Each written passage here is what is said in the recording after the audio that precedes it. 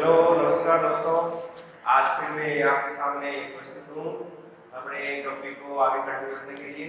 और अपने स्टार्ट किया था ये वाला टॉपिक, इसमें हमने एक टॉपिक कंप्लीट कर दिया है पॉलीमर वाला, बहुलक वाले के हमें तीन पार्ट पढ़े, फर्स्ट सेकेंड और थर्ड। और इसके अलावा बहुलक का चौथा एक पार्ट हमने अलग से दिया, उसको पॉलीमर की समरी, यानी बहुलक का सारांश।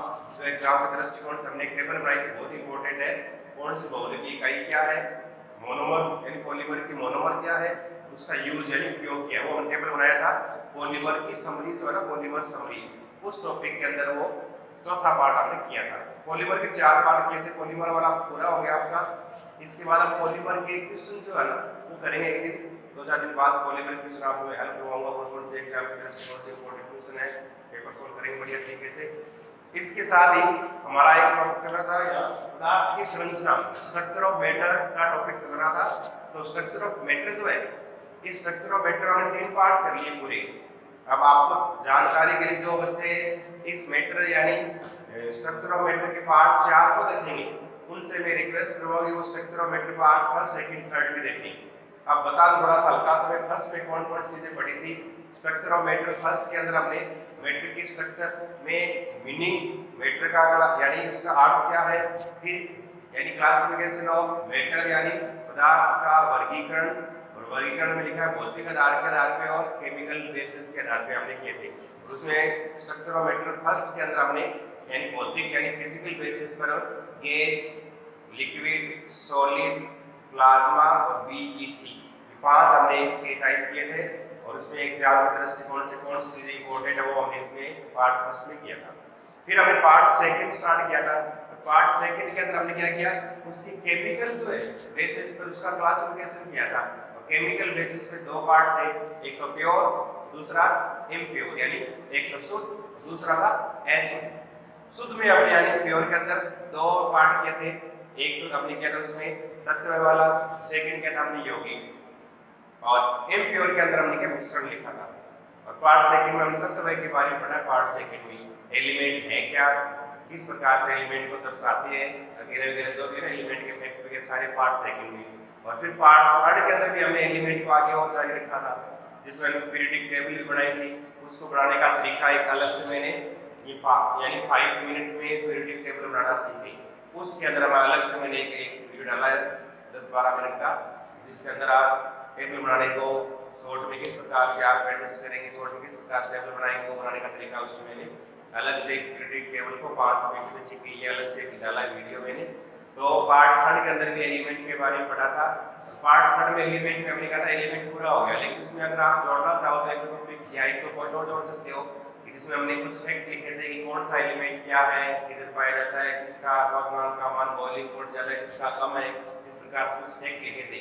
उन फैक्ट में 2-4 फैक्ट और आप जोड़ना चाहो जोड़ सकते हो। अगर ये आ जाए ना कि भूपटपट्टी, अर्थ क्रस्ट, भूमि के ऊपर वाली सतह, तो अर्थ क्रस्ट में सबसे अधिक पाया जाने वाला तत्व यानी एलिमेंट, तब नाम किसका आएगा, ऑक्सीजन का आएगा। 46.67 46.67% ऑक्सीजन। सेकंड स्थान किसका आता है, पहला स्थान ऑक्सीजन का, सेकंड किसका आता है, सिलिकॉन का आता है। ये लगभग 26.41%। तो भूपटपट्टी में सबसे अधिक मात्रा में पाया जाने वाला तत्व है आपको ऑक्सीजन, सेकंड है भूपटपट्टी में सिलिकॉन। एक पॉइंट ये नोट कर लो। फिर एक पॉइंट ये नोट कर लो कि भूपटपट्टी में सबसे अधिक मात्रा में पाई जाने वाली धातु मेटल क्या है। अर्थ क्रस्ट में सबसे अधिक मात्रा में पाई जाने वाली मेटल तो किसका नाम आएगा, एल्यूमिनियम। क्या नाम आएगा, एल्यूमिनियम का आएगा। 8.13% भूपटपट्टी में एल्यूमिनियम होता है, ये एक पॉइंट याद रखना है। फिर इसमें आपको याद रखना है कि मनुष्य शरीर में सबसे अधिक मात्रा में पाया जाने वाला तत्व है, तब किसका नाम आएगा, ऑक्सीजन का आएगा। मनुष्य शरीर में सबसे अधिक मात्रा में पाया जाने वाला तत्व है ऑक्सीजन, इसको नोट कर लेंगे। और सेकंड स्थान किसका है, कार्बन का। मिट्टी में सेकंड स्थान किसका है, सिलिकॉन का। लेकिन मनुष्य के शरीर में सेकंड दूसरा स्थान किसका है, किसका दूसरा स्थान, कार्बन का। पहला है ऑक्सीजन का, दूसरा है कार्बन का हमारे शरीर में। यहाँ पे कई बार पूछते हैं विद्युत की सबसे अच्छी चालक धातु है, तो किसका नाम आएगा, चांदी। विद्युत की सबसे अच्छी चालक धातु कौन सी है? Ag। सेकंड नंबर किसका आता है? कॉपर का। दूसरा स्थान आता है कॉपर का विद्युत की चालकता में। तो सबसे पहले स्थान आता है Ag यानी चांदी विद्युत की सबसे अच्छी चालक धातु होती है। कुछ एक दो चार पॉइंट और थे जो आपको पीछे पार्ट थर्ड में ऐड करने थे, जो बाई मिस्टेक ये छूट गए थे, इवेंट सोचा कि पार्ट अगले में करवा देंगे, तो आप यहाँ से नोट कर लें।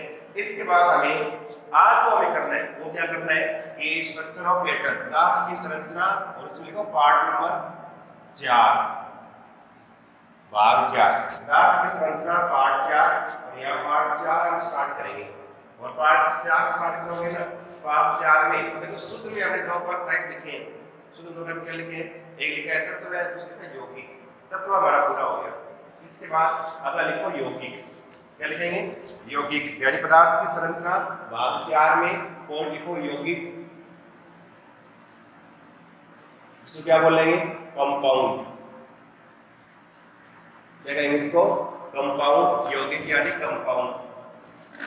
अब देखो यौगिक में सबसे पहले एग्जाम के दृष्टिकोण से चीज है ना, उसमें क्या आता है कि यौगिक के अंदर यौगिक की परिभाषा आती है और डेफिनेशन जो इसकी बहुत इंपॉर्टेंट है। यौगिक में एग्जाम में दो ही प्रकार से प्रश्न पढ़ते हैं, अलग से तीसरा आज की कुछ पूछना स्टार्ट कर दिया एग्जाम में, वो आपको अलग से बताऊंगा मैं। पहले ओल्ड पैटर्न में दो ही टाइप के प्रश्न आते थे, आजकल न्यू पैटर्न में दो टाइप तो ओल्ड वाले है, एक नया टाइप और इसमें ऐड कर दिया गया है। यौगिक में दो टाइपों में, एक तो इसकी परिभाषा में इसको डायरेक्ट आता है, डेफिनेशन लिख देंगे, फिर कह देंगे ये कहलाते हैं, नीचे लिख देंगे 4 ऑप्शन यौगिक तत्व जो भी लिख देंगे 4 मिश्रण ऐसे। डेफिनेशन में क्या है, एक पॉइंट बहुत इंपॉर्टेंट याद रखना कि दो या दो से अधिक तत्व या परमाणु एक निश्चित अनुपात में मिलकर, ये पॉइंट अंडरलाइन करना आपको कि एक निश्चित अनुपात में मिलकर किसका निर्माण करते हैं? यौगिक का निर्माण करते हैं। ये पॉइंट सबसे मोस्ट इंपोर्टेंट है। निश्चित अनुपात याद रखना, और एग्जाम में ये अनुपात लिखा हुआ था कि निश्चित अनुपात में मिलकर यौगिक का निर्माण करते हैं। कंक्लूजन क्या आता है कि दो या दो से अधिक तत्व या परमाणु एक निश्चित अनुपात में मिलकर किसका निर्माण करते हैं। तब ऑप्शन में लिख देंगे यौगिक मिश्रण जो विचार लिख देंगे। तो आप क्या करेंगे? किसका निर्माण करेंगे? यौगिक का निर्माण करते हैं। पहले इसकी परिभाषा लिखेंगे, ठीक है। अब देखो तो इसकी अब परिभाषा लिखेंगे, तो परिभाषा देखो ये पॉइंट आपको ढंग से लिखना है, और डेफिनेशन में थोड़ा सा आपको ध्यान रखना है, ये बहुत इंपॉर्टेंट पॉइंट इसलिए मैं आपको बार-बार दोहरा रहा हूं। परिभाषा में क्या लिखोगे? इसकी डेफिनेशन में परिभाषा यौगिक की डेफिनेशन में क्या लिखोगे? दो या दो से अधिक, दो या दो से अधिक तत्व या परमाणु। देखो थोड़ी सी राइटिंग जल्दबाजी में से की जा रही, थोड़ा सा आपको दिख जाएगा, वैसे थोड़ा साथ बोल रहा हूँ, उसको देखते रहो। तत्व या परमाणु एक निश्चित अनुपात, फिक्स रेशियो होता है इनका, एक निश्चित अनुपात में मिलकर यौगिक का निर्माण करते हैं। अब यहाँ पर जो पॉइंट याद रखना है ना, वो सबसे अंडरलाइन करने वाला पॉइंट क्या है? अभी मैंने कहा था आप क्या करना है कि निश्चित अनुपात में, ये याद रखना है कि निश्चित अनुपात में मिलकर किसका निर्माण करते हैं? यौगिक का निर्माण करते हैं। जैसे फॉर एग्जांपल जैसे H2O जल है, और हम कहते हैं कि जल में हाइड्रोजन कितने हैं? 2, एक क्या है? ऑक्सीजन। इनकी परमाणुओं की संख्या का अनुपात 2:1 है। अगर देखें परमाणु, इनका अनुपात तो 2:1। अगर बाहर देखें हाइड्रोजन का भार 2, ऑक्सीजन का भार कितना हो गया? 16। परमाणु भार के आधार पर देखें, परमाणु भार के आधार पर इसका अनुपात क्या हो गया? परमाणु भार के आधार पर 2:16 यानी 1:8 हो गया। अब जल में कहते हो ना कि जल एक यौगिक है, और यौगिक के अंदर हम कहते हैं जल में हाइड्रोजन परमाणु, परमाणुओं का अनुपात क्या है? 2:1, 2 हाइड्रोजन 1 ऑक्सीजन। अब कहते हैं जल में परमाणु भार का अनुपात क्या है? 2:16 यानी 1:8, 1 भाग हाइड्रोजन का, 8 भाग किसका? ऑक्सीजन का। अब देखो जल यौगिक है, इसमें H और O एक इसी अनुपात में जुड़ेंगे, इनका अनुपात कभी चेंज नहीं हो सकता। अब जल चाहे आप कहीं से प्राप्त कर लो, चाहे आप टेप वाटर ले लो, नल का जल, चाहे आप बरसात का पानी ले लो, चाहे आप समुद्र का जल ले लो, चाहे नदी का जल ले लो, चाहे तालाब का जल, जल आप कहीं से प्राप्त कर लो, जल में सदैव H2 रहेंगे, एक क्या रहेगा, O रहेगा। ये अनुपात कभी चेंज नहीं होता। अगर ये चेंज कर दिया तो फिर वो जल नहीं रहेगा। इसका मतलब जल एक यौगिक है जिसका अनुपात हमेशा क्या है, फिक्स रहता है, कभी चेंज नहीं होता। यौगिक में परमाणुओं का या तत्वों का अनुपात हमेशा क्या रहता है, निश्चित रहता है। और जहां अनुपात निश्चित रहे उसको क्या बोलते हैं, यौगिक कहते हैं। यौगिक की परिभाषा आपको समझ में आ गई होगी। ये अनुपात क्या रहता है, निश्चित अनुपात में जुड़कर किसका निर्माण करते हैं, यौगिक का निर्माण करते हैं। अब देखो सेकंड क्वेश्चन जो आता है एग्जाम में, सेकंड क्या है, यौगिक जो है वो कौन से यौगिक कंपाउंड्स हैं, उनके नाम और उनके सूत्र आपको वैसे याद रखने हैं। नाम और सूत्र में जो है ना, अब नाम और फॉर्मूले में एग्जाम में लिखते थे कई बार, खाने के सोडे का सूत्र है या उसका रासायनिक नाम है, या फिर कई बार कहते हैं कि लाल दवा का सूत्र है या जल को सूत्र, लेकिन इसको काम में लेते हैं। अब ये देखिए छवि 10th क्लास के एग्जाम में भी आ गया था, व्यंजक चूर्ण का रासायनिक नाम बताओ। इस प्रकार से कई बार एग्जाम में छोटे मोटे क्वेश्चन पूछ लेते हैं, इनके फॉर्मूला यानी इनके अणु सूत्रों पूछ लेते हैं। लेकिन आज का जो तीसरा पैटर्न है ना, वो क्या है, यौगिकों के सूत्र दो प्रकार के होते हैं, एक होता है अणु सूत्र और एक होता है मूलानुपाती सूत्र। थोड़ा सा हम डिस्कस करेंगे पहले ये यानी यौगिकों के सूत्र कौन कौन से होते हैं, तो नीचे अलग से घटेंगे को इस परिभाषा के बाद अगला पॉइंट देखो यौगिकों के सूत्र, यौगिकों के सूत्र, यौगिकों के सूत्र, फॉर्मूला ऑफ कंपाउंड। यौगिकों के सूत्र में है ना, इस प्रकार से लिख लो आप यौगिक और उसके सूत्र को लिख लो। यौगिक के फॉर्मूला को दो प्रकार से लिख सकते हैं, एक को बोलते हैं अणु सूत्र, मॉलिक्यूलर फॉर्मूला, इसको आप इंग्लिश वाले को लिख लो मॉलिक्यूलर फॉर्मूला। एक होता है मूलानुपाती सूत्र, एक होता है मूलानुपाती सूत्र, जिसको बोलते हैं इंपेरिकल फॉर्मूला। इंपेरिकल फॉर्मूला या मूलानुपाती सूत्र। अब तो अणु सूत्र है क्या, कि जिस यौगिक के सूत्र में उस यौगिक में उपस्थित सभी परमाणुओं की संख्या को दर्शाया जाए। जितने परमाणु उपस्थित है उन सभी परमाणुओं की टोटल संख्या को दर्शाने वाला सूत्र। जैसे बेंजीन का सूत्र है, क्या लिखोगे बेंजीन सूत्र, C6H6, इसका मतलब 6 कार्बन और 6 हाइड्रोजन, कुल संख्या दर्शा रहा है कि 6 कार्बन और 6 हाइड्रोजन है बेंजीन में। तो टोटल संख्या दर्शाने वाला, total number of atom present in formula, यानी इस सूत्र में उपस्थित सभी परमाणुओं की संख्या दर्शाने वाला सूत्र कहलाएगा अणु सूत्र। इसमें क्या लिखोगे, और इसमें लिखोगे यौगिक में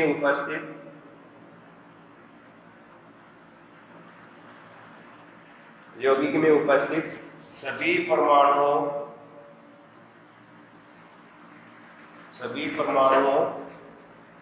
की संख्या दर्शाने वाला सूत्र अणु सूत्र कहलाता है। जैसे एग्जांपल लिखोगे ना, एग्जांपल जैसे एग्जांपल कहते हैं कि इसके अणु सूत्र कौन से हैं, जैसे बेंजीन का C6H6 बेंजीन, इस तरह से ये कहते हैं। ग्लूकोज का लिखो C6H12O6, ग्लूकोज का हो गया, ग्लूकोज का फॉर्मूला। अगर शर्करा का लिखो C12H22O11, इस तरह से शर्करा का फॉर्मूला हो गया। अगर जल का लिखो H2, जल का फॉर्मूला हो गया। फिर एसिटिक अम्ल का लिखो, सिरके का अम्ल CH3COOH। सभी परमाणु जितने भी हैं सबको दर्शा दें, सबको दर्शाने वाला फॉर्मूला क्या कहलाएगा, अणु सूत्र कहलाएगा। ये तो अणु सूत्र की परिभाषा। और मूलानुपाती सूत्र जो है ना, इसमें थोड़ा सा इससे थोड़ा सा छोटा रूप है। एम्पिरिकल फॉर्मूला क्या है कि किसी यौगिक में उपस्थित सभी जितने परमाणु हैं उन परमाणुओं का सबसे छोटा अनुपात, सरलतम अनुपात दर्शाने वाला फॉर्मूला। जैसे बेंजीन का फॉर्मूला क्या था, C6H6, कितने कार्बन है, 6, कितना हाइड्रोजन है, 6। अगर कह दें इसका छोटा अनुपात है, बड़े से बड़ा अनुपात छोटा करें क्या होगा? 1:1। और 1:1 मतलब एक कार्बन और एक क्या हो गया? हाइड्रोजन। तो सभी परमाणुओं की संख्या का सरलतम अनुपात दर्शाने वाला फॉर्मूला ये, इसको क्या बोलेंगे? मूलानुपाती सूत्र। इसकी परिभाषा क्या होगी? यौगिक में सेम इसी तरह लिखना है, यौगिक में उपस्थित सभी परमाणुओं की संख्या का, सभी परमाणुओं की संख्या का सरलतम अनुपात दर्शाने वाला सूत्र मूलानुपाती सूत्र कहलाता है। जैसे एग्जांपल लिखें, जैसे बेंजीन का अणु सूत्र तो क्या है? C6H6। मूलानुपाती सूत्र क्या हो गया? CH हो गया। ग्लूकोज का देखें तो C6H12O6। क्या करोगे? 1:6:12:6, 6:12:6। छोटा करेंगे 1:2:1, मतलब एक कार्बन 2 हाइड्रोजन, एक क्या हो गया? ऑक्सीजन हो गया। तो छोटा करके लिख दे अनुपात, जितना छोटा हो उसको उतना लिख दे, तो क्या कहलाएगा? इसका मूलानुपाती सूत्र कहलाएगा। तो यानी किसी यौगिक में उपस्थित सभी परमाणुओं की संख्या दर्शाने वाला फॉर्मूला कहलाएगा अणु सूत्र। किसी यौगिक में उपस्थित सभी परमाणुओं की संख्या का छोटे से छोटा अनुपात यानी मिनिमम रेशियो, छोटे से छोटा अनुपात दर्शाने वाला फॉर्मूला कहलाएगा उसका मूलानुपाती सूत्र या एम्पिरिकल फॉर्मूला कहलाएगा। अब देखो दोनों फॉर्मूला में अंतर क्या है, या कहते हैं जैसे अंतर कर रखा हमने कि दोनों में संबंध क्या है, रिलेशन क्या है। अब एग्जाम में इसके संबंध करके सुनाता है, एक सूत्र बनता है, आप समझ ले बेंजीन का मूलानुपाती सूत्र है, और हमारे दिमाग में क्या रहता है? बेंजीन का फॉर्मूला क्या है? C6H6। तुरंत हम C6H6 करते हैं, लेकिन मूलानुपाती सूत्र पूछा है तो हमें उसको छोटा करके लिखना है। जहां अनुपात छोटा नहीं होना, जैसे H2O, अब H2O में 2H और 1 O, 2:1 है, छोटा कर 1:आधा कर नहीं सकते। उस अवस्था में जल का अणु सूत्र भी H2O है, और जल का मूलानुपाती सूत्र भी क्या रहेगा? H2O रहेगा। जहां छोटा अनुपात यानी रेशियो नहीं हो सकता, उसको छोटा नहीं करना, तोड़ना नहीं है, तो सीधा करना है। अब देखो कुछ एक मैं लिख रहा हूं एग्जांपल, इस टेबल बना रहा हूं, इसको हमें थोड़ा सा फिलअप करेंगे, फिर आपके अणु सूत्र और मूलानुपाती सूत्र जो है इसकी डेफिनेशन या इसका जो कंसेप्ट है वो आपके समझ में आ जाएगा। जैसे लिख रहा हूं यहां यौगिक और यानी कि इसका अणु सूत्र और यानी कि इसका मूलानुपाती सूत्र, मूलानुपाती सूत्र लिख दिया। और यौगिक में लिख दिया पहला नंबर है बेंजीन, एक नंबर क्या है? बेंजीन। बेंजीन का अणु सूत्र क्या है? C6H6। मूलानुपाती सूत्र क्या होगा? छोटा अनुपात कर दो, 6:6 यानी CH हो गया। अब कहते हैं एसिटिक अम्ल या सिरके का अम्ल, एसिटिक अम्ल या सिरके का अम्ल, और सिरके का अम्ल का फॉर्मूला क्या है? CH3COOH। अगर इसको मिला के लिखें तो कितने कार्बन है? 1 और 1 2, H कितने? 3 और 1 4, O कितने? 2, मिला के लिख दिया फॉर्मूला C2H4, 2:4:2। छोटा करेंगे 1:2:1, फॉर्मूला क्या हो गया? 1:2:1 CH2O। इस तरह से लिख दिया। नंबर 3 जैसे ग्लूकोज अभी लिखा हमने, ग्लूकोज, ग्लूकोज का फॉर्मूला C6H12O6, 6:12:6। छोटा करें तो 1:2:1, इसका मतलब क्या हो गया? 1 2 1, वापस वही CH2O। ध्यान रखना एसिटिक अम्ल का और ग्लूकोज दोनों का मूलानुपाती सूत्र हमेशा क्या है? CH2O और CH2O रहेगा। इसी प्रकार से लिखते जल का, जल का बताओ, जल का अणु सूत्र क्या है? H2O।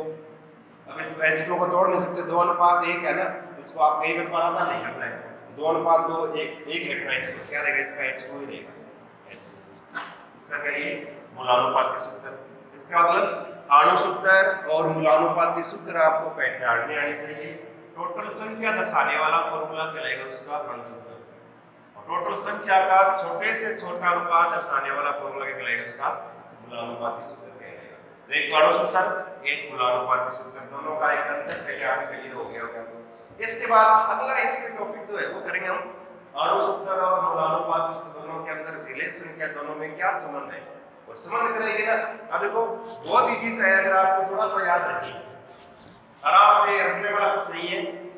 अब देखो ये लिखा हमने, छोटा सा एक लिख रहा हूँ, हेडिंग नहीं किया, छोटा सा एक पॉइंट लिख रहा हूँ। इस पॉइंट से आप दोनों में संबंध निकाल सकते हो। जैसे कहते हैं कि बेंजीन, अभी लिखा बेंजीन, बेंजीन का अणु सूत्र क्या है, क्या लिखा है अणु सूत्र C6H6, और इसका मूलानुपाती सूत्र क्या लिखा है, इसका मूलानुपाती सूत्र क्या लिखा हमने CH लिखा है। इसका मतलब अणु सूत्र है ये C6H6, ये CH के बराबर कब होगा, जब इसको क्या करें 6 से गुणा करें, ये था ना C6H6 6 से गुणा करते 6 कार्बन 6 क्या डिवाइड हो जाए वापस के बराबर हो जाएगा। इसका मतलब अणु सूत्र बराबर 6 गुणा मूलानुपाती सूत्र। इसका मतलब अणु सूत्र बराबर यहाँ कोई एक संख्या आएगी जिसको मूलानुपाती सूत्र को गुणा करो, गुणा करने के बाद क्या आ जाएगा अणु सूत्र आ जाएगा। इसका मतलब फॉर्मूला क्या हो गया, ये हो गया, ये मॉलिक्यूलर फॉर्मूला अणु सूत्र बराबर क्या हो गया, फॉर्मूला n गुणा मूलानुपाती सूत्र होता है। ये ध्यान रखना है, ये एक पॉइंट आपको याद रखना है कि अणु सूत्र बराबर n गुणा मूलानुपाती सूत्र होता है। एक तो पॉइंट ये याद कर लोगे, अणु सूत्र बराबर n गुणा मूलानुपाती सूत्र, यानी मूलानुपाती सूत्र को किस संख्या से गुणा करेंगे तो अणु सूत्र क्या आ जाएगा बराबर, यानी हमें प्राप्त हो जाएगा। अब देखो अब यहाँ पर n कैसे प्राप्त करेंगे, n प्राप्त करने का तरीका क्या है। अब देखो ये अणु सूत्र है, अगर इसका भार निकालें क्या कहलाएगा अणु भार, मोलिकुलर वेट या मोलिकुलर मास। अब ध्यान रखना है अणु भार मोलिकुलर मास, अणु भार मतलब अणु का भार, अणु भार यानी अणु में उपस्थित सभी परमाणुओं के भार का योग कर दो अणु भार कहलाएगा। और परमाणु भार परमाणु का भार है जो आपको लगभग 20 तक याद होना चाहिए। ये याद रखो कि 1 से लेकर 20 तक अधिकांश 90% एलिमेंट ऐसे हैं जिनकी परमाणु संख्या को गुणा कर दो उसका परमाणु भार आ जाएगा। जैसे कार्बन का परमाणु संख्या का मान 6, परमाणु भार 12, ऑक्सीजन का परमाणु क्रमांक 8, परमाणु भार 8 दूनी 16, से नाइट्रोजन का 7 दूनी 14, ऐसे डबल डबल है 20 तक याद रखो। और अब देखो मूलानुपाती सूत्र है, इसलिए लिख ले मूलानुपाती सूत्र भार। इसका मतलब मूलानुपाती सूत्र इसका भार, इसमें उपस्थित परमाणुओं का कुल भार कहलाएगा उसका मूलानुपाती सूत्र भार। इसका मतलब आप ये कह सकते हो कि अणु भार कितना है, बेंजीन का कार्बन का 12, 12 का 72 प्लस H का 1, 6 हो गए 72 और 6 78 बराबर कितने 6 गुणा कितना है मूलानुपाती सूत्र भार, कार्बन का 12 और 1 H का 13 को 6 से गुणा करो कितना आ जाएगा 78 आ जाएगी। इसका मतलब एक हमारे पास फॉर्मूला हो रहा क्या, वो फॉर्मूला क्या है ये कर सकते हो आप। एक ही याद रही कि अणु सूत्र बराबर n गुणा मूलानुपाती सूत्र, और एक आप याद रखोगे ये कि अणु भार बराबर n गुणा मूलानुपाती सूत्र भार, ये भी याद कर सकते हो। अब देखो n का मान निकालना हो क्या करोगे, n बराबर कि अणु भार में मूलानुपाती सूत्र का भार देंगे।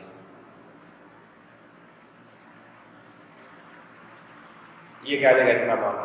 तीन फॉर्मूले याद रखने हैं आपको, एक याद रखना है कि यहाँ अणु सूत्र बराबर n गुणा मूलानुपाती सूत्र, एक याद रखना है अणु भार बराबर n गुणा मूलानुपाती सूत्र भार, और एक याद रखना है n का मान निकालना हो अणु भार में मूलानुपाती सूत्र भार क्या देगा हमारे पास n का मान आ जाएगा। ये 3 फॉर्मूले और एग्जाम में इसको कई बार लिख देते हैं कि अणु सूत्र व मूलानुपाती सूत्र में सही संबंध है, तो ये फॉर्मूला निकालना। इस अनुसार फिर आपको इसी फॉर्मूले का यूज करना है। तो यानी एक तो परिभाषा होगी सेकंड टाइप, उसके कुछ फॉर्मूला हम इसके बाद लिखेंगे यौगिकों के, वो हो गया। तीसरा ये इस प्रकार से अणु सूत्र मूलानुपात सूत्र के ऊपर इस प्रकार से ये जो लिखा है फॉर्मूला, इस फॉर्मूले पे किसमें आ जाए, डायरेक्ट आ जाए, फॉर्मूला लिखा हुआ सही संबंध कौन सा हुआ आ जाए, या फिर इस पे छोटा मोटा न्यूमेरिकल लिखते हैं। अब देखो छोटा सा लिखता हूं न्यूमेरिकल, उस न्यूमेरिकल को देख के आप आराम से बता सकते हो। लिखवा लेने दो, बता देने दो, जल्दी से करो।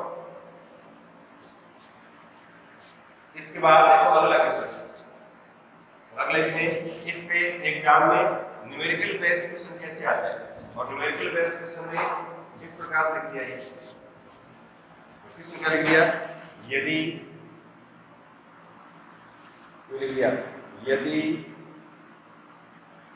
किसी यौगिक का अणुभार एक कंपाउंड हैज मॉलिक्यूलर मास का अणुभार, जैसे लिखते बेंजीन वाला ही कर ले, या कहते 60 है, अणुभार 60 है, तथा मूलानुपाती सूत्र CH2O है, तो यौगिक का अणु सूत्र बताइए।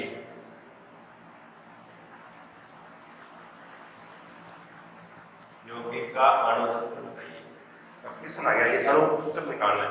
अगर जो चीज पूछे ना सबसे पहले उसका लिखो फॉर्मूला। अब पता लग जाएगा फॉर्मूला लिखने के बाद कि उस फॉर्मूले हमारे पास कौन सा मान है, कौन सा मान हमारे पास है नहीं है, उसके आधार पर फिर आगे वाले फॉर्मूले का यूज करके हम उसमें उत्तर निकालेंगे। देखो क्या लिखा है कि अणु सूत्र बताना है, मूलानुपात सूत्र, इसका मतलब अणु सूत्र और मूलानुपाती सूत्र में क्या संबंध है, n गुणा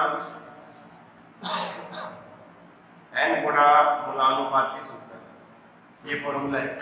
इसका मतलब हमारे पास अणु सूत्र का मान नहीं है, हमें निकालना है, मूलानुपाती सूत्र हमें दे रखा है CH2O, इसका मतलब CH2O हमारे पास है, n का मान आ जाए ना, हम क्या कर लें, n का गुणा करके इसके हाथ में अणु सूत्र का मान निकालना। अब n का मान निकालना पड़ेगा पहले। अब n का मान कैसे निकालोगे, अभी बताया मैंने।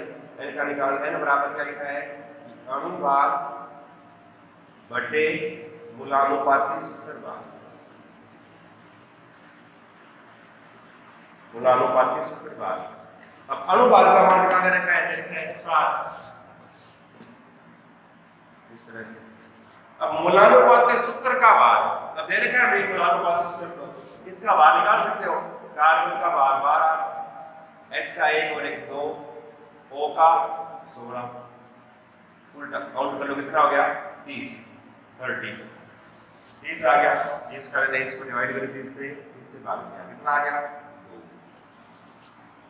इसका तो n का मान हमारे पास 2 आ गया। अब आप निकाल सकते हो कि अणु सूत्र बराबर 2 गुना मूलानुपात सूत्र यानी CH2। तो फॉर्मूला क्या आ गया, अणु सूत्र बराबर क्या आ गया 2 गुना कर दे इसको 2 से, क्या आ गया C2H कितने 4 और कितने आ गए CH2 C2H4O2, यानी फॉर्मूला क्या हो गया CH3COO एसिटिक एसिड दिया गया कंपाउंड के एसिटिक एसिड। यानी अणु सूत्र मूलानुपाती सूत्र दोनों में संबंध क्या है, n का मान कैसे निकालते हैं, अणुभार क्या है, मूलानुपाती सूत्र भार क्या है। अणुभार के बाद तो याद रखो आप कि कोई अगर यौगिक में देना आपने लिखा हुआ उसका अणुभार पूछ ले, उसमें परमाणुओं की संख्या जो जुड़ी हुई है उनके सबका भार जोड़ लेंगे, जैसे अभी किया ना हमने ये मूलानुपाती सूत्र का भार जोड़ दिया है। तो जल का अणुभार बताओ H2, क्या करोगे H का भार 1 और 1 2, ऑक्सीजन का भार 16, कितना आ गया 18 अणुभार करा के। अब कहते हैं H2SO4 का अणुभार बताओ, H का भार 1 और 1 2, सल्फर का परमाणु क्रमांक कितना होता है 16, 16 गुना 32, सल्फर का परमाणु भार 32। O का बताइए 16 ही, कितने O है 4 है, 16 चौका 64 ये हो गई। कितना हो गए 2 32 64 98 98 हो गए परमाणु भार ये सॉरी अणुभार ऐसे निकाल सकते हो आप कोई भी अणुभार निकाल लाओ उस यौगिक या अणु सूत्र जो है उसके अंदर उपस्थित सभी परमाणुओं की संख्याओं के भार को जोड़ लेंगे और भार जोड़ लेंगे तो फिर हमारे पास क्या आ जाएगा अणुभार का हमारे पास संख्या मिल जाएगी ये पर आपको ध्यान रखना है निकाल सकते हो कोई भी हो जैसे कैल्शियम कार्बोनेट अणुभार बताओ कैल्शियम का परमाणु क्रमांक कितना है 20 20 दूनी 40 परमाणु भार प्लस कार्बन का भार कितना है 12 रो का कितना है 16 16 दिया 48 तो 40 प्लस 12 प्लस 48 कितने हो गए 100 इसका अनुपात कितना आ गया 100 आ गया यानी परमाणु भार पता होना चाहिए 20 तक अणु भार परमाणुओं के भार को जोड़ना अणु भार आ जाएगा फिर अणु सूत्र सभी परमाणुओं की संख्या दर्शाने वाला फॉर्मूला अणु सूत्र कहलाएगा मूलानुपाती सूत्र सभी परमाणुओं की संख्या का छोटे से छोटा अनुपात कहलाएगा उसका मूलानुपाती सूत्र कहलाएगा इसके बाद अणु सूत्र मूलानुपाती सूत्र में क्या संबंध है समझ याद रखना है उससे हमें n का मान कैसे निकालना है n का मान निकालने का फॉर्मूला याद रखना है ठीक है ना ये दोनों फॉर्मूले आपको याद रखने हैं इनमें से आप दोनों में आपस में रिलेशन करके इस प्रकार से एग्जाम में दूसरा था उसको आप आराम से हल कर सकते ज्यादा नहीं करना बस ये दे रखा है तुरंत रखा उत्तर आया बस 30 सेकंड का काम है ये और एग्जाम में ऐसे क्वेश्चन लिख देते हैं आजकल पेपर एग्जाम में क्वेश्चन का तीसरा पैटर्न यही है एक तो परिभाषा अणु सूत्र देखना मूलानुपात सूत्र देखना दोनों में संबंध देखना मिलकर करना अणुभार क्या है अणुभार क्या है हो गया इसके बाद देखो विभिन्न प्रकार के यौगिक है उन यौगिकों के फॉर्मूला या सूत्र कौन कौन से हैं मेन में ज्यादा नहीं 30-40 कंपाउंड मेन जो है उनके सूत्र लिखेंगे और उनके नाम और साथ में उनके संबंधित मेन में मुख्य जानकारी कौन सी जो आपको याद रखनी है अब देखो इतना होने के बाद कॉपी में आगे अलग से एक वर्ड लिख लो और लिख लो यौगिकों के सूत्र ये लिख लो यौगिकों के उदाहरण एग्जांपल्स ऐसे लिख सकते हो सबसे पहले नंबर 1 और पहला लिखो नंबर 1 और लिखो KMnO4 इसका रासायनिक नाम क्या है KMnO4 का पोटेशियम परमैंगनेट पोटेशियम परमैंगनेट और इसका कॉमन नाम क्या है इसका क्या बोलते हैं इसको लाल दवा क्या कहते हैं इसको लाल दवा बोलते हैं पानी में अगर KMnO4 का डाल दे थोड़ा सा क्रिस्टल पूरा पानी क्या गहरे से पर्पल कलर का हो जाएगा गहरे लाल रंग का हो जाएगा इसका मतलब KMnO4 आपने कभी देखा भी होगा 12th क्लास में कभी टाइट्रेशन वगैरह के केमिस्ट्री में तो आपने फ्लूइड के अंदर लाल सा डाला सॉल्यूशन लाल कलर का वो क्या था पोटेशियम टाइप ये परमैंगनेट था पोटेशियम परमैंगनेट लाल दवा इसका उपयोग जो है ना आपने नॉलेज से लिखा देता हूं पूरी टाइम लगेगा इसका उपयोग जो वो जल के शुद्धिकरण में होता है जल में डालते हैं लाल दवा तो जल के अंदर कीटाणुनाशी के रूप में काम करता है तो ये जल के शुद्धिकरण में इसका उपयोग किया जाता है नंबर 2 सेकंड विरंजक चूर्ण अब देखो इसका फॉर्मूला पीछे एग्जाम में आया था ये CaOCl और इसका रासायनिक नाम याद रखना है एक तो इसका नाम ये रासायनिक नाम पीछे 10th क्लास के एग्जाम में भी आया था इसका रासायनिक नाम बताइए कैल्शियम ऑक्सीक्लोराइड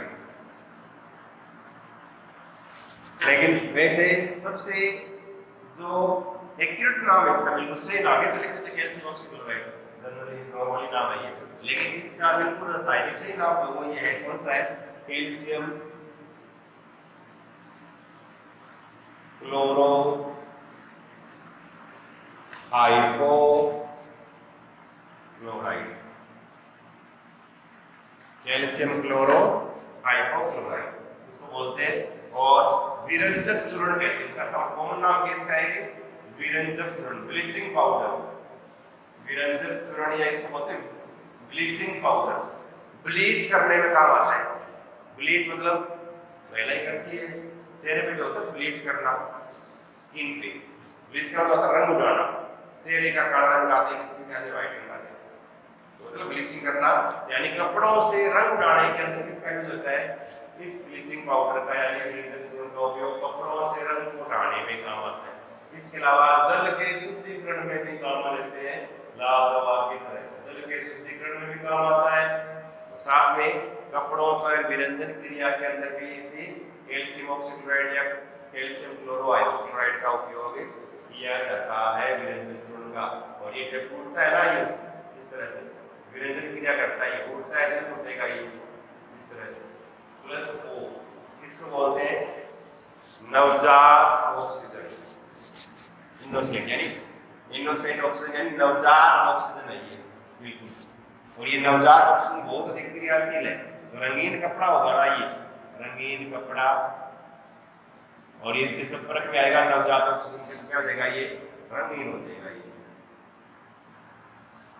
तो कपड़ों से रंग को उड़ाने के लिए पहले करके चुन्नी पर अलग अलग कलर करवाते हैं, तब ब्लीचिंग पाउडर डाल के पहले इसके ऊपर उपस्थित रंग को उड़ाते हैं, उसके बाद नया कलर बनाते हैं। तो वहां पर विरंजक चूर्ण कपड़ों पर रंग उड़ाने के लिए और जल के शुद्धिकरण के अंदर इसको काम में लिया जाता है। ये देखो तीसरा महत्वपूर्ण compound POP, plaster of Paris, लिखा उसका फॉर्मूला इस तरह से H2O। कई बार ये लिखा होता है फॉर्मूला, कई बार आजकल इसको थोड़ा सा कंफ्यूज करने के लिए लिखना शुरू कर दिया ऐसे इस तरह से पूरा H2O लगाते हैं, वो लगाते तब यहाँ से ये लिखना शुरू कर दिया। कैल्शियम सल्फेट आता है H2O और यहाँ H2O एक करोगे तो इससे डबल हो गया, तो इसका डबल हो जाएगा तो 2 लगा दिए, ये फॉर्मूला हो जाएगा। दोनों एक ही बात है, मेन फॉर्मूला इसका यही है, आजकल इसको इस तरह से लिखते हैं। और ये है क्या बोलते हैं इसको, प्लास्टर ऑफ पेरिस पीओपी, बोलते घरों में दीवार के चित्रीकरण पीओपी करवाना प्लास्टर ऑफ पेरिस बोलते हैं। और प्लास्टर ऑफ पेरिस का रासायनिक नाम क्या है, इसको बोलते हैं कैल्शियम सल्फेट हेमीहाइड्रेट।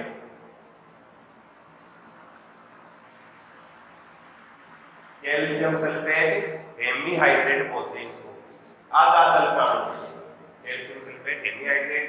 और पीओपी है ना, इसका उपयोग जो है घरों के अंदर सजावट करने के लिए दीवारें हैं या छत है, उसमें एक प्लास्टर ऑफ पेरिस, प्लास्टर टूटी हुई हड्डियों को जोड़ने के लिए उस पर प्लास्टर बांधते हैं, तब सीमेंट व्हाइट सीमेंट लगाते हैं, वो क्या होती है पीओपी होती है, प्लास्टर ऑफ पेरिस। इसको प्लास्टर ऑफ पेरिस टूटी हड्डियों को जोड़ने में या सजावटी मूर्तियां वगैरह बनाने के अंदर है या कोई खिलौने वगैरह बनाने के अंदर है, उन सब में क्या है पीओपी का उपयोग किया जाता है।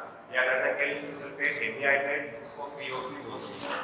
चौथा देखो महत्वपूर्ण कंपाउंड खाने का सोडा, बताओ फॉर्मूला NaHCO3, क्या इसका सूत्र NaHCO3, या इसको बोलते हैं रासायनिक नाम क्या है, सोडियम बाइकार्बोनेट।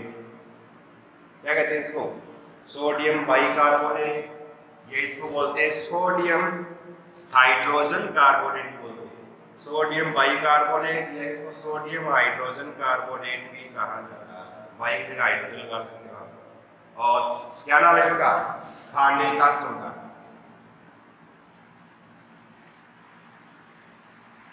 खाने का सोडा बोलते हैं इसको, ये इसको तो बेकिंग सोडा, इंग्लिश में इसको बेकिंग सोडा बोलते हैं, बेकिंग सोडा, खाने का सोडा। यानी खाद्य सामग्री में इसका उपयोग किया जाता है, खाने के अंदर इसे खाने के सोडे का उपयोग होता है। पांचवा सबसे महत्वपूर्ण कंपाउंड इस हाथ में, और वो क्या, धोने का सोडा, इसको ऐसे लिखते हैं Na2CO3 10H2O, और इसको बोलते हैं सोडियम कार्बोनेट।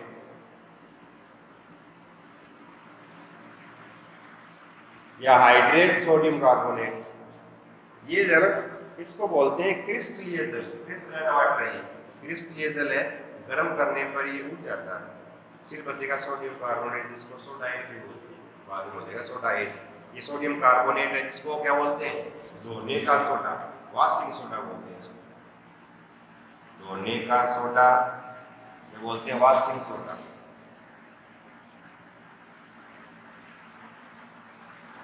इसको वॉशिंग सोडा ही बोलते हैं। इसमें अभी पांच कंपाउंड ये मेन हो गई। ये तो जनरली सब एग्जाम के अंदर पूछते हैं इनके बारे में, इनके फॉर्मूला या इसका होमो नाम के रासायनिक नाम के इसका उपयोग किया है। वार्षिक सोडा है, ये धोने का थोड़ा यानी काम होता है, धोने के अंदर इसको काम में लिया जाता है। इसके बाद अगला कंप्यूटर अगर संदीप जी और बेड़ा जी आए तो उनसे अगर बच्चों को से समाचार देना है, कुछ न्यूज देनी है आगे कार्यक्रम के लिए, उनको बोल दो कि वो दे सकते हैं अपना, ये जब चलता रहेगा आप एक बार उनको बोले कि तुम आगे के लिए कार्यक्रम को जानकारी देनी है क्लासेस के लिए तो आप दे सकते हैं, एक बार उनको बोले। तो ये 5 पे हो गए। इस 5 के बाद देखो छठा, छठे में क्या है, नंबर 6 छठा। तो छठा क्या है, HCl। थोड़े 2-4 अम्ल के नाम ले लेते हैं। HCl, HCl मतलब क्या नाम है इसका, हाइड्रोक्लोरिक अम्ल, हाइड्रोक्लोरिक अम्ल।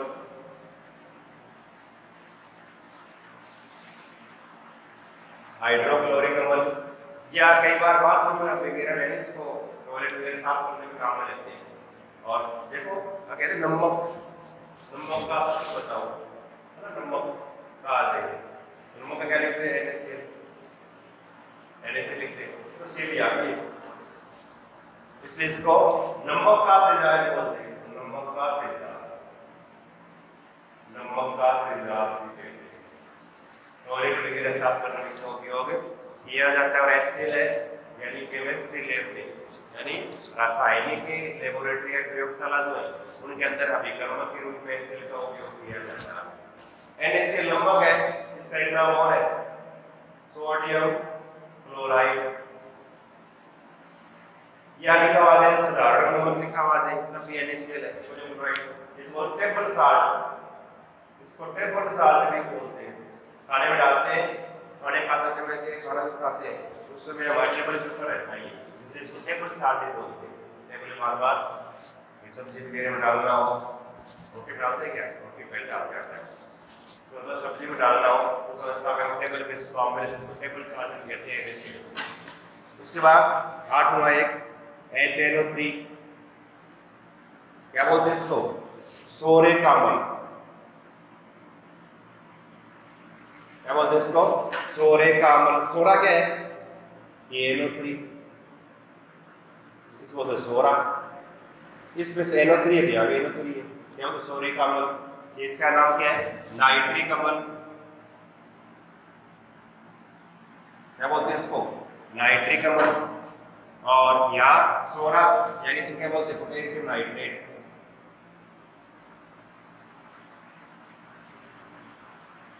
Potassium nitrate. सोरिक अम्ल नाइट्रिक अम्ल है, और इसका उपयोग जो है जहां पर कहीं पे आते हैं वहां पर एक ही नाम आएगा, वो क्या है, प्रयोगशाला में रासायनिक अभिकर्मक, केमिकल रिएजेंट, अभिकर्मक यानी रिएजेंट, केमिकल रिएजेंट के रूप में इसका उपयोग किया जाता है, रासायनिक अभिकर्मक के रूप में इसका उपयोग होता है। एक सबसे इंपॉर्टेंट है H2SO4, इसको क्या बोलते हैं, अब देखो इसके 2-3 नाम याद रखने हैं, बहुत इंपॉर्टेंट है। सल्फ्यूरिक अम्ल बोलते हैं इसको, रासायनिक नाम, ये इसको बोलते हैं सल्फर का अम्ल, इसको सल्फर का अम्ल भी बोलते हैं। ये इसको बोलते हैं गंधक का अम्ल, इसको गंधक का अम्ल भी बोलते हैं। ये इसको बोलते हैं ऑयल ऑफ विट्रियोल। बोलना सर को बोलना, अगर कुछ न्यूज देनी हो तो दे दें, ऑयल ऑफ विट्रियोल, क्या बोलते हैं इसको, ऑयल ऑफ विट्रियोल ही बोलते हैं। किसको, गंधक का अम्ल, सल्फर का अम्ल, सल्फ्यूरिक अम्ल, या इसको ऑयल ऑफ विट्रियोल बोलते हैं H2SO4, इसको सल्फ्यूरिक अम्ल बोलते हैं। और ये वापस वही प्रयोगशाला में सबसे मेन समूह विज्ञानी प्रयोगशाला के अंदर मुख्य अभिकर्मक के रूप में H2SO4 का उपयोग, इसका एक नाम और है, इसको रसायनों का राजा कहा जाता है, किंग ऑफ केमिकल, रसायनों का राजा। ध्यान रखना, अम्लों का राजा अलग है, अम्लराज बोलते हैं, इसके बाद करेंगे वो अलग है। ये रसायनों का राजा, सभी रासायनिक पदार्थों का राजा, रसायनों का राजा H2SO4, और एक है अम्लराज, अगला लिखो 10 नंबर, अम्लराज। क्या बोलते हैं, अम्लों का राजा, अम्लों का राजा बोलते हैं। ये इसका एक नाम और इसको एक्वारेजिया, इसका एक नाम और एक्वारेजिया, इसका नाम एक्वारेजिया। और बहुत बार एग्जाम में आता है ये एक्वारेजिया में दो अम्ल मिला के आते हैं एक्वारेजिया, एक तो HCl हाइड्रोक्लोरिक अम्ल नमक का था और एक नाइट्रिक अम्ल सोडियम अम्ल, दोनों एक निश्चित अनुपात में मिलकर के एक्वारेजिया का निर्माण करते हैं। एग्जाम में क्वेश्चन आता है कि एक्वारेजिया में होता है तो लिख देंगे, और HCl कितना पार्ट है, HCl कितना पार्ट है, चारों से लिख देंगे, पार्ट याद रखना। तो एक्वारेजिया में पार्ट क्या है, HCl प्लस HNO3, दोनों का मिश्रण है। HCl कितना है 3 और HNO3 कितना है 1, HCl और HNO3 3 अनुपात 1 में मिलकर के एक्वारेजिया का निर्माण करते हैं। तो ये अम्लों में सबसे प्रबल अम्ल है ये, और भी कहते हैं धातु जो है ना वो अम्लों में जुड़ जाती है, लेकिन उत्कृष्ट धातु, उत्कृष्ट का नाम आते आप याद रखना, एक याद रखना है सोना, एक याद रखना आपको प्लेटिनम। ये धातु में अम्लों के अंदर घुसती नहीं है। क्या करते हैं, एक्वारेजिया क्या करता है, इन धातुओं को भी क्या जोड़ देता है।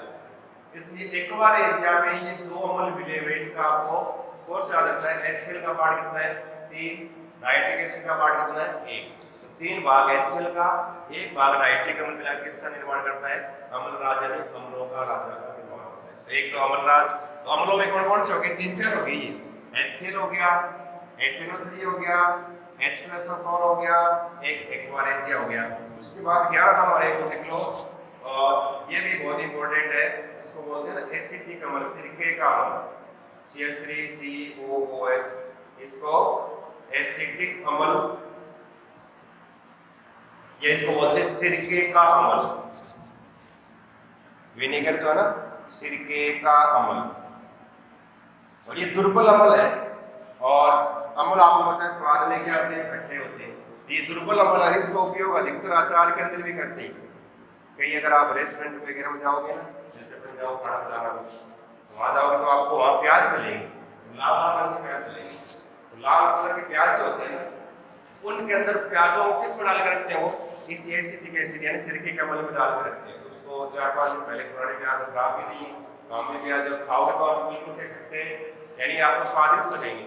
स्वादिष्ट रखने के लिए उसको सिरके में यानी इस अम्ल में डाल के रखते हैं, तो वो सिरके का अम्ल है एसिटिक एसिड।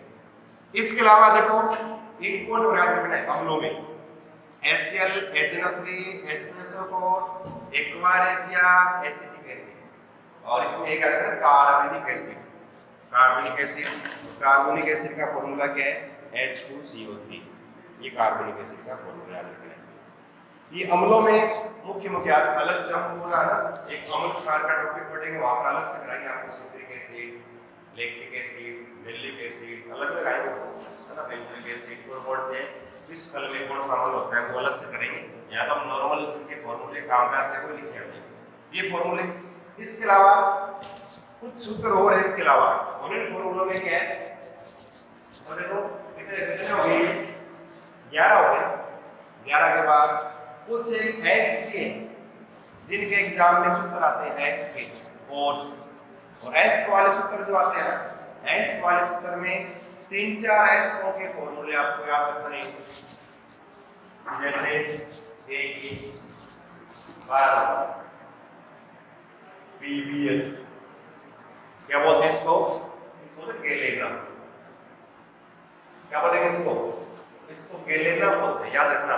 किसका एस है ये, सीसा, शीशे का ओर्स, एस का ओर्स, शीशे का एस का ये गेलेना, तो इसको गेलेना बोलते हैं। शीशे का सबसे मेन एस है ये, और एक ये HCS, ये एग्जाम में बहुत बार आता है, इसका नाम है सिनेबार, और एग्जाम में इसका सीधा नाम लिखा होता है, तो वहां क्या आता है कि मरकरी का एस है Hg, मरकरी है ना, मरकरी का एस होता है तब किसका नाम आएगा सिनेबार, HCS ये मरकरी का एस याद रखना है। ठीक है, तो कॉपर का एस कॉपर पायराइटिस CuFeS2, ये क्या है कॉपर पायराइटिस। Copper pyrites. और ये किसका है इसका, ये कॉपर का है, याद रखना है। कॉपर का मुख्य है कॉपर पायराइटिस, ये आपको याद रखना है। इसी प्रकार से 16 नंबर लोहे का है, याद रखना आपको, एक ये Fe2O3 और एक है Fe3O4, इसको क्या बोलते हैं, हेमेटाइट, और इसको क्या बोलते हैं, मैग्नेटाइट। ये नाम में हेमे H पहले आता है, मैग्नेटाइट M बाद में आता है, तो M ज्यादा है अक्सर, H अक्सर छोटे m कम में आता है, तो इसलिए Fe2 है कम है हेमेटाइट, ज्यादा है Fe3 है तो मैग्नेटाइट। दोनों किसके हैं इसका, ये दोनों लोहे के हैं इसके, लोहे के हैं इसके। तो दो तीन ऐसे आपको याद रखनी है। तो देखना कंप्यूटर जी कितना ज्यादा पढ़ाता हूँ वीडियो। तो हमने आज ये 16 कंपाउंड है, 16 यौगिकों की स्ट्रक्चर लिखे आज हमने। तो ये तो है स्ट्रक्चरोमेटर का पार्ट 4। हम नेक्स्ट अगले वीडियो में पार्ट 5 करेंगे, उसमें थोड़े और कंपाउंड्स बच्चे उनके नाम भी लिखेंगे, उनके फॉर्मूला लिखेंगे। उसके बाद मिश्रण वाला करेंगे, उसके बाद आपका फिर स्ट्रक्चरोमेटर वाला पार्ट खत्म हो जाएगा, फिर हम अलग से पार्ट शुरू करेंगे एटॉमिक स्ट्रक्चर का, वो अलग से शुरू करेंगे। धन्यवाद आज क्लास के लिए।